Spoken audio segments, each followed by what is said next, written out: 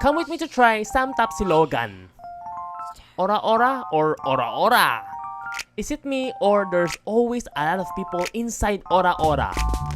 Let's first try the tapsilog. I think I get it why there's always a lot of people in Ora Ora. Tapa tasted good but it is really salty. Tapsilog but the eggs are obviously pre-cooked. Should have cooked it fresh, it's gonna be a lot better. Tapsilog 7 out of 10.